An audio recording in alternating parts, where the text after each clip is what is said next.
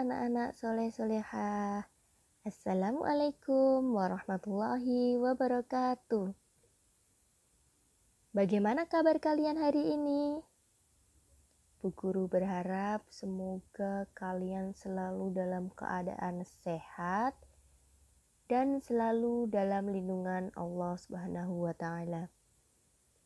Anak-anakku, pada kesempatan kali ini kita akan belajar tematik tema 8, subtema 3, muatan pelajaran bahasa Indonesia.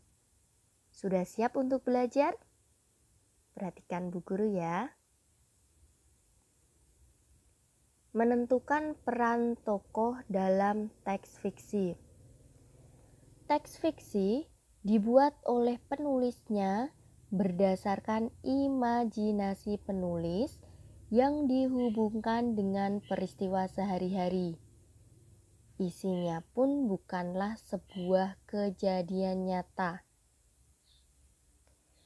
Salah satu unsur yang ada di dalam cerita adalah tokoh.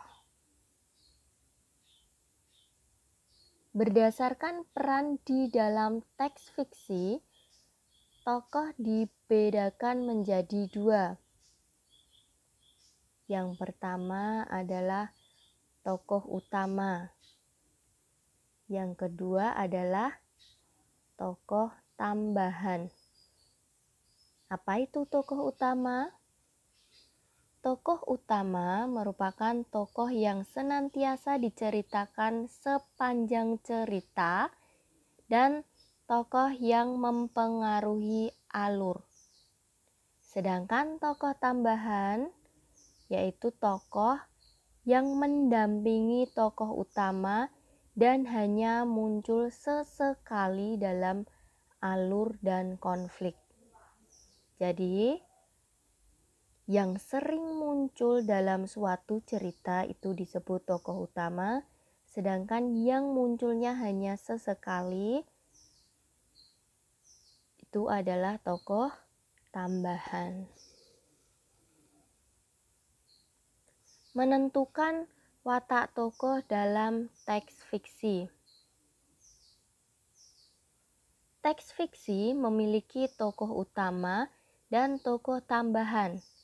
Setiap tokoh tersebut memiliki watak yang berbeda-beda. Ada tokoh yang memiliki sifat baik, namun juga ada tokoh yang memiliki sifat tidak baik. Mengelompokkan tokoh dalam teks fiksi. Dalam teks fiksi terdapat tokoh utama dan tokoh tambahan.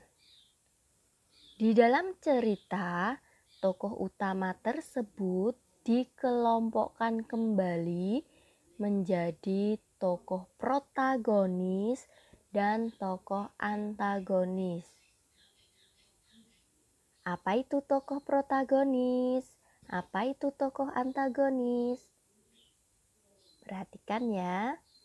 Tokoh protagonis merupakan tokoh yang memiliki sifat atau watak yang baik.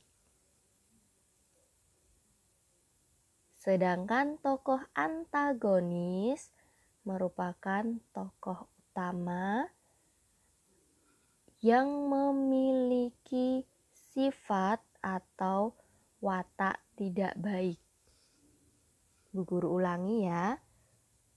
Tokoh utama itu dikelompokkan menjadi dua, yaitu tokoh protagonis dan tokoh antagonis. Tokoh yang memiliki watak baik itu disebut tokoh protagonis. Sedangkan yang memiliki watak atau sifat tidak baik itu disebut tokoh antagonis.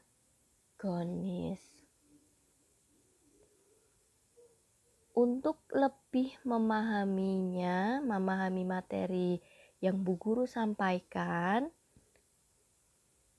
silahkan nanti kalian mendengarkan cerita cerita yang akan Bu Guru share.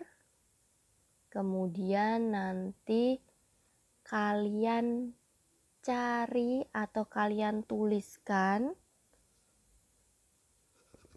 tokoh yang terlibat dalam cerita, kemudian sifat tokoh yang terlibat dalam cerita, dan pesan yang disampaikan dalam cerita tersebut.